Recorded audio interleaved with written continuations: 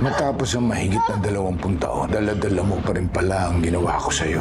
Sa kabila ng kasalanan ko, niligtas mo pa rin ang buhay ko at laki ang anak natin si Tanggol. Dapat lang na bumawi ako sa'yo para sa lahat ng sakripisyo mo sa anak natin. Sana mapatawad mo ko at magkasundo tayo. Pwede ko bang hiramin yung cellphone mo? May tatawagan lang ako si Ben, yung kaibigan ko. Bakit? May pasensya na may pamilya ako. Hindi na matutulungan. Pasensya na.